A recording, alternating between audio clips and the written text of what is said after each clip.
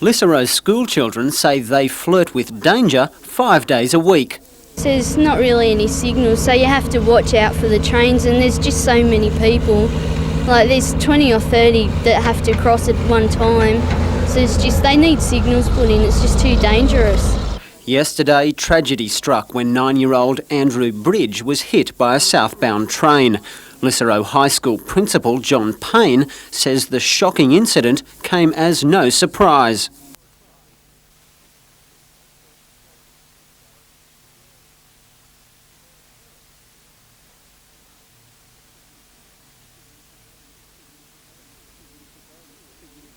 Two years ago, Mr Payne was assured oncoming trains would blow their horns in warning and that safety lights would be installed as a stopgap measure. He's still waiting. Unfortunately, and as yesterday's events verify, the short-term solution of flashing lights, they were never installed. And also, to my knowledge, the trains did not go ahead as we were told and sounded their horns. Ironically, Transport Minister Bruce Baird agreed to investigate the possibility of moving this disused bridge to the crossing site just 10 days ago. Showed him the pedestrian crossing, showed him what was needed here at Lissaro, and he said, right, I'll go back and we'll look straight into it and implement it as soon as possible. Even if the Minister does put it in tomorrow, which won't happen, but if it did, it won't bring back the little boy's life. Members of the Bridge family were understandably too upset to be interviewed today. They did, however, confirm that the dead boy's father had written to the State Rail Authority expressing his concerns about the crossing. Mr Baird today launched an inquiry to find out why those letters were never answered or acted upon. Bruce Mackenzie, NBN News.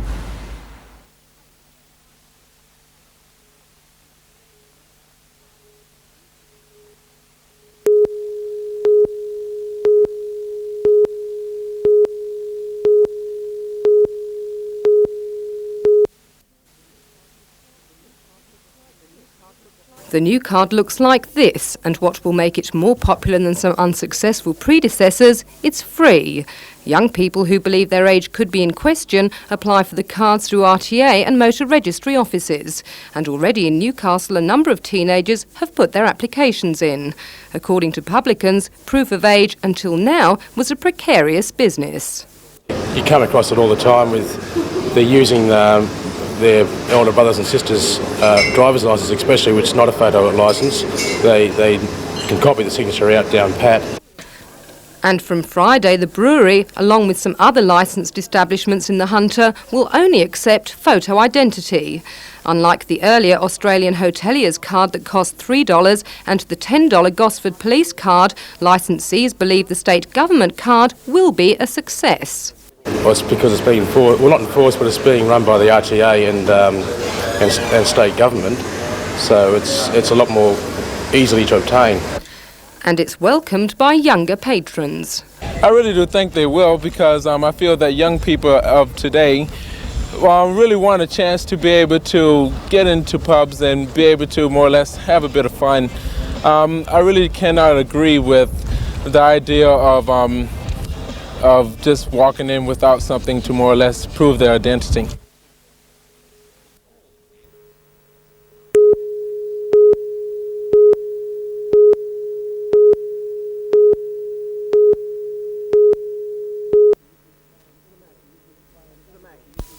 The Mackies, which play an integral training and combat role in the Air Force, were grounded indefinitely after a jet from RAF Base Williamtown crashed into the sea off Foster in mid-November last year.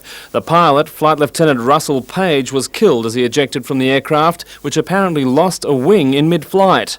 A successful salvage attempt recovered sections of the aircraft from the seabed for detailed study. Throughout the inquiry, the Mackies remained on the ground. However, early this morning, the aircraft were cleared for unrestricted flying after a fleet-wide inspection. It's expected that the Mackies will remain in service until the end of the century.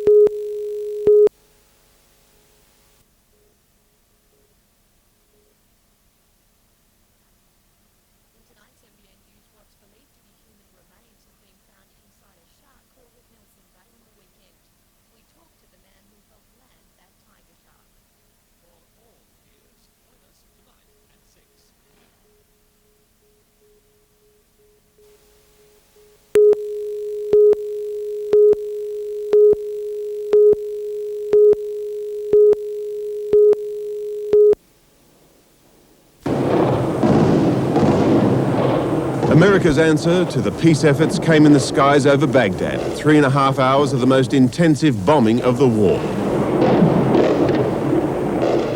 The signs were just as unmistakable in Washington. As far as I'm concerned, there are no negotiations. The goals have been set out. There will be no concessions. Not going to give. President Bush has complained that the Gorbachev deal doesn't answer key questions about the rebuilding of Kuwait. It also hints that Iraq could expect future negotiations on the Palestinian issue. But in the Soviet Union, hopes for peace remain high, officials saying it still hasn't been ruled out by the man who counts. That plan was addressed to the Iraqi leadership, and so he rejected the plan which did not belong to him. According to the Iranians, Saddam has already made up his mind to end the fighting, a message that Iraqi Foreign Minister Tariq Aziz is expected to personally deliver to President Gorbachev within 24 hours. I can tell you that now they are ready to withdraw from Kuwait unconditionally. I mean, on the basis of the Resolution 660. The fear now is that any move by the Allies on the ground will effectively put a political solution out of reach.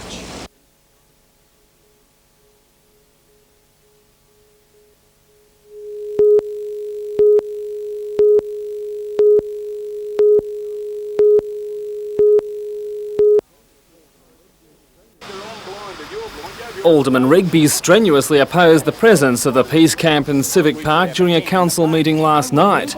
Today he took his complaints in person to the Peace Forum. On Saturday we'll have 8 or 9 weddings in this park, and they'll be all in here getting their photos taken. It'd be lovely if they got this in the background, wouldn't it? But our Community Services Department has put this up for our protection because that we Look, won't get hiding skin cancer. behind things. You know that looks horrible. Just go out there and stand and have a look at the joint. We're not hiding behind things. We're standing up for You keep hiding behind this thing that the council said we can do this, or the council said we can do really that. obedient. That's right. Yeah. And what I say is we don't want that, or I don't want, not we, I don't want that tent in this park or in any other park. The Alderman says he is not opposed to the peace message, just to the way it's being presented. However, when it comes to peaceful resolution of conflict through compromise, it appears neither side is prepared to budge.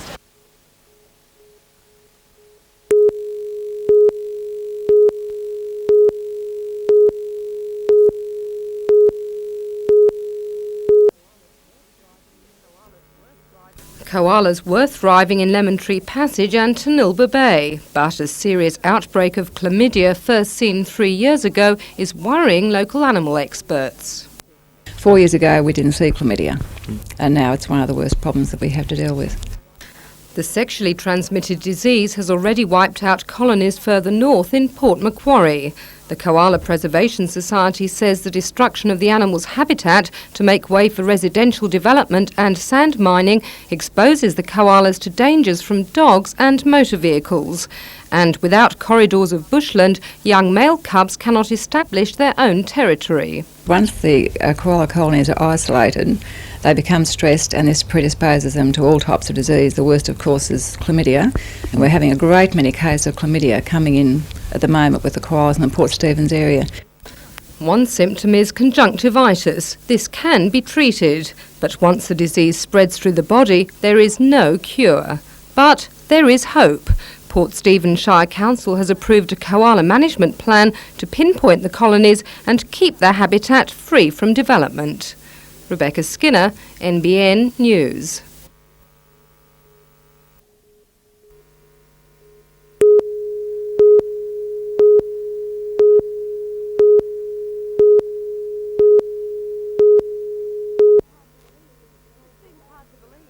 It seems hard to believe these tranquil lands and the shores of Lake Macquarie could be the cause of disharmony, but a fierce battle is looming over their future between the United Residents Group for the Environment, URGE, and several Lake Macquarie aldermen led by Mayor Welsh. In October '89, URGE unveiled a plan to convert 3,000 hectares, or 14% of the foreshore, into parkland, to be managed and maintained by residents. Last year they took that plan on the road, asking for comments from schools, community groups and locals. We've got letters of support from everywhere, and today we have only had one quarter criticising our proposal, and that is the Mayor and the independent movement of the council. That criticism has resulted in an alternate plan being drawn up, with Ivan Walsh calling for a lake authority to be formed. Well, he intends to take the same areas of land that we've put in our proposal. Also, all the reserves that are owned by Lake Macquarie City Council and Wyong City Council. That encompasses more than 10,000 hectares and requires substantial government funding. I don't believe that the government would readily foot the bill for such an expensive exercise. In Sydney for State Parliament, Ivan Walsh was unavailable for an interview today, but according to John Selway from Urge, it's high time both parties sat down to try and thrash out their differences, because if the divisions continue to widen, both proposals could end up on the scrap heap. But if the government does fear that there is a division in the community, it could very well be shelved and we could miss out on a park system that we need now. We will just keep pushing on, unfortunately, with or without the mayor.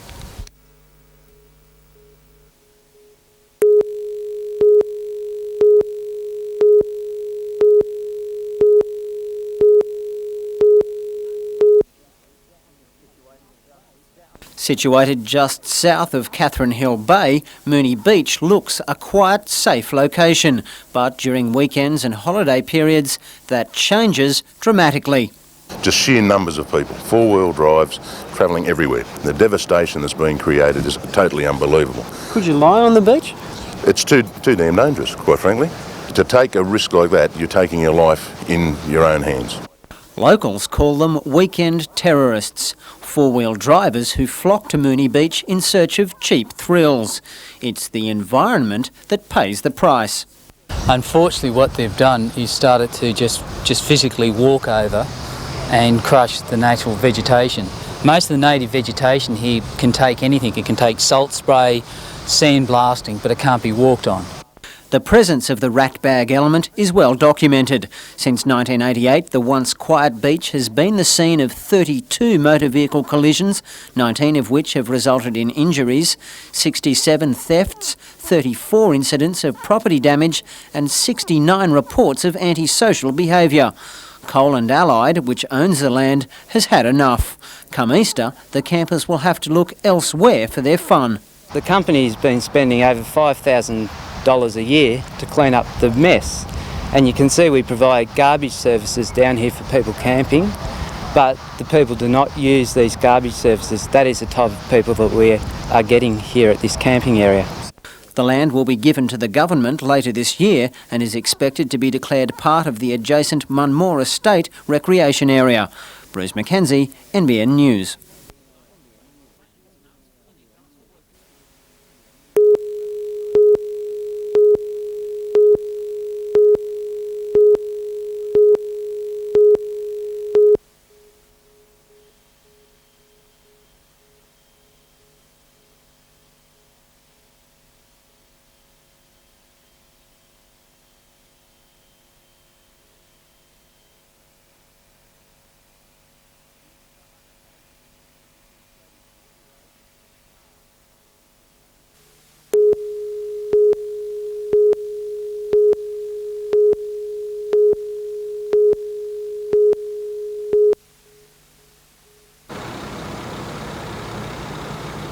When firefighters responded to the alarm, flames were already raging on the 21st and 22nd floors. The fire wouldn't hit a sprinkler system until it reached the 30th floor. Intense heat blew out windows as firefighters struggled to get water on the flames. And the fire climbed from floor to floor up the building. The fire laps up the outside of the building. The glass fails on the next floor up, and the fire enters that floor. Believe me, it's the most difficult fire I've ever been on in my 18 years in the fire department. 3 firefighters died fighting the blaze. Efforts to revive them failed after the bodies of the 3 missing men were found on the 28th floor. 11.5 hours after the firefight began, firefighters streamed out of the still burning building. A structural engineer advising Fire Commissioner Roger Olshafer fire damage had rendered the building structurally unsafe.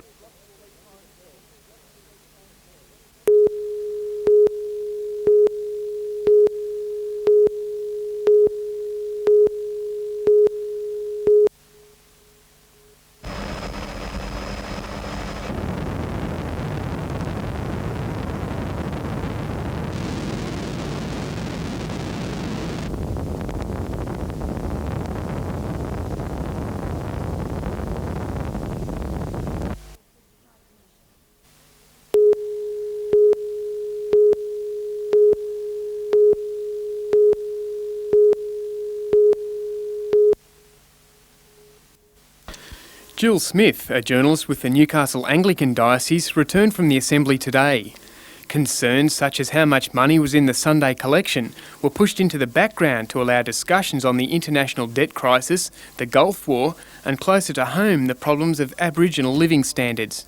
Well, I think that all the churches will be looking very closely at the way in which the Aboriginal communities in Australia are working, and will be doing their utmost to help and to make sure that issues of justice for the Aboriginal people are brought about.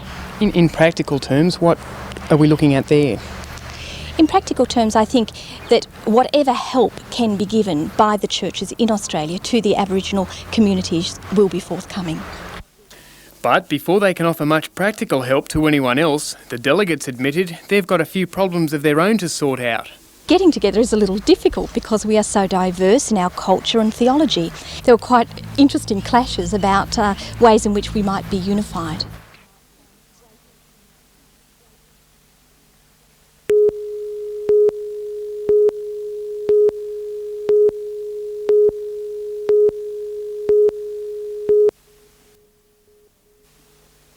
This year's competition attracted fewer entries, but judges say they're of a high quality.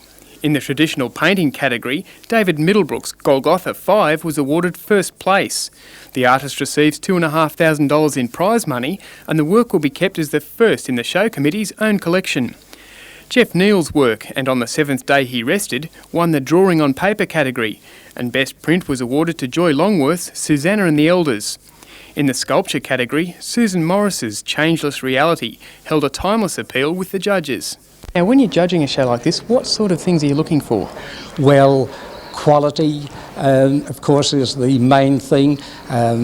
How paint is dispersed, what is the idea of the artist behind the scenes without digging too deep in, and the various method of producing what he has to say.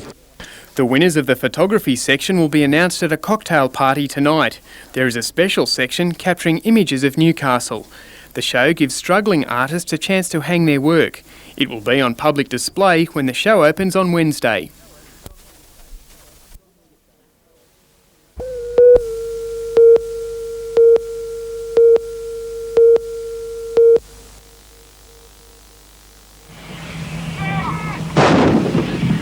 The advance came as shells from the howitzers howled their way onto enemy positions. Saudi tanks leading the charge, smashing their way through the sand barriers built by the Iraqis, and then spreading out to take on the army they'd waited months to fight. We will fight him, we will kill him, we will destroy his army. The advance went like clockwork, the Iraqis leaving the signs of war behind as they retreated. The first resistance not coming until the Allies were 30 kilometres into Kuwait.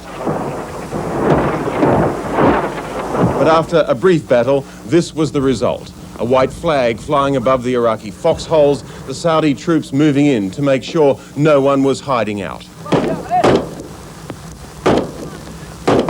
They captured dozens of Iraqis, some clutching Allied surrender leaflets, some slightly wounded, and at least one obviously pleased his fighting days were over. The Iraqis was, most of them was very nice people, but the little of them, they said to us, there is no guns with them, there is no bomb, there is nothing with them. On another front, the US Marines were pushing ahead.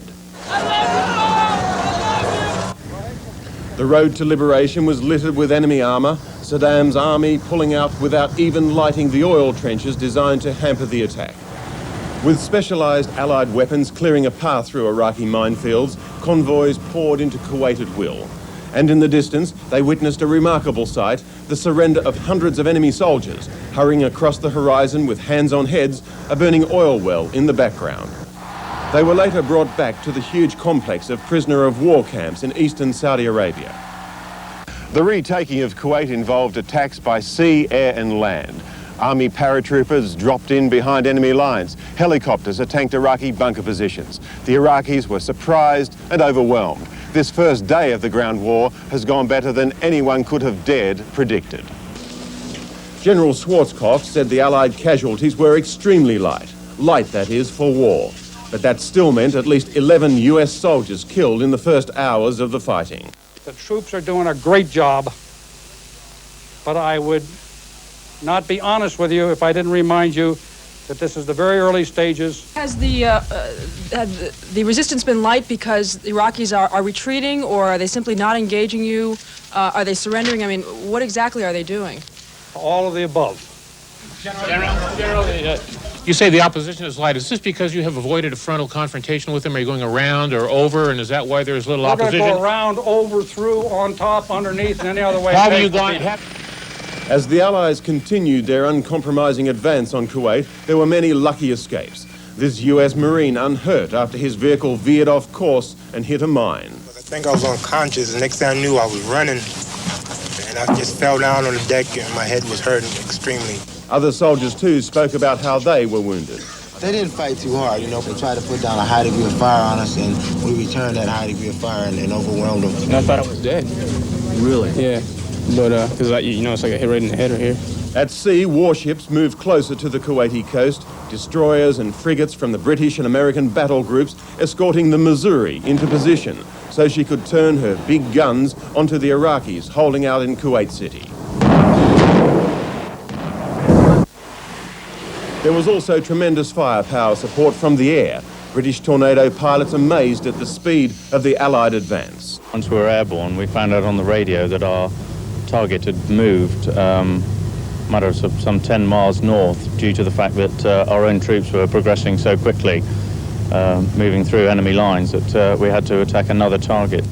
The only counterattack from the Iraqis came in the skies over Saudi Arabia and Israel, intercepting Patriot missiles, scattering the incoming warheads into thousands of pieces.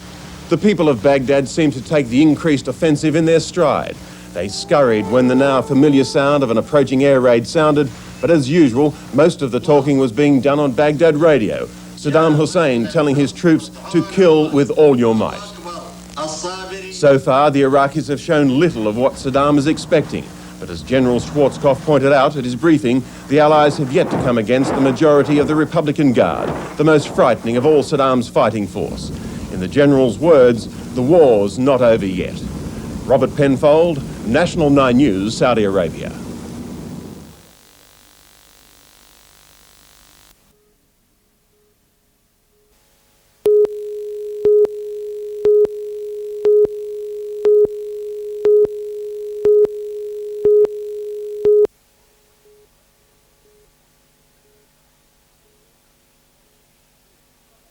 Plane appeared overhead in Hiroshima.